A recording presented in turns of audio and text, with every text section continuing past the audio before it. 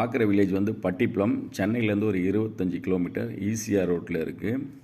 இங்கே வந்துட்டு 22 குடும்பங்கள் வந்து இருக்குது. அதில் வந்து ஆண்கள் வந்துட்டு 17 பேர், பெண்கள் வந்து 19 பேர். 6லேருந்து 10 வயசு உள்ள குழந்தைங்க வந்துட்டு பையன் வந்து 6 பேர், பொண்ணு வந்து 10 பேர். 11லேருந்து 18 வயசில் வந்துட்டு 4 ஆம்பளை பசங்களும் ஒரு 9 பொம்பளை குழந்தைங்களும் இருக்காங்க. டோட்டலாக வந்து ஒரு 65 பேர் வந்து இருக்காங்க. குடும்பமாக நீங்கள் பார்த்தீங்கன்னாக்கா வந்து 22 குடும்பம் இருக்குது. இப்போ நாங்கள் இந்த வில்லேஜுக்கு வந்து கூட்டாஞ்சோறு வந்து 2000 வந்து நாங்கள் வந்து நடத்தினோம். அப்போ நாங்கள் பார்க்க சொல்ல இப்போ நீங்கள் பார்க்குறீங்க பார்த்தீங்களா, இந்த மாதிரி தான் வந்துட்டு குடிசையாக வீடாக இருந்தது.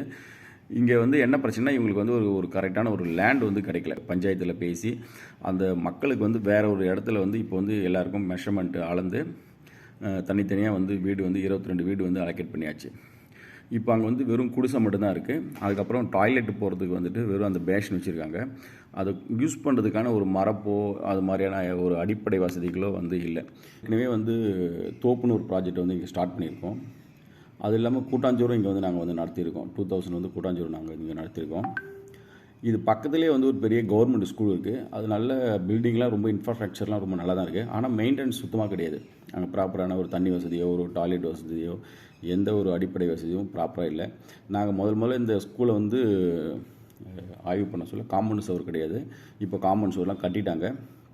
நம்ம இந்த ஸ்கூலும் வந்து ஒரு இன்டர்நேஷ்னல் ஸ்டாண்டர்டுக்கு வந்து நம்மளை கொண்டு வரலாம்.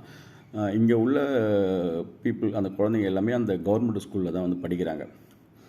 இவங்களுடைய வாழ்வாதாரத்தை டெவலப் பண்ணுறது இல்லாமல் எஜுகேஷனையும் நம்ம வந்து சேர்த்து டெவலப் பண்ணுறது தான் நம்மளுடைய கோரிக்கை. கோவிட் டயத்தில் வந்துட்டு ஒரு 2 வாரத்துக்கு தேவையான மளிகை சாமான் வந்து நம்ம வந்து ஒரு பேக்கெட் ஒரு மூட்டையாக வந்து நம்ம வந்து இங்கே உள்ள எல்லாருக்கும் வந்து நம்ம வந்து கொடுத்துருக்கோம். 3 டேஸ்க்கு முன்னாடி இந்த மழை வெள்ளத்தினால அவங்க பாதித்ததுனால அவங்க வீட்டுக்கு தேவையான ஒவ்வொரு வீட்டுக்கும் வந்து 5 கிலோ அரிசி பேக் வந்து கொடுத்துருக்கோம். பிஸ்கெட் பாக்கெட்ஸு, கொஞ்சம் துணி, கிளாத் எல்லாமே வந்து கொடுத்துருக்கோம். இன்னும் நிறைய நலத்திட்ட உதவிகள் வந்து பிளான் பண்ணியிருக்கோம். அடுத்தடுத்த டேஸில் வந்து நிறைய வந்து பண்ண போகிறோம்.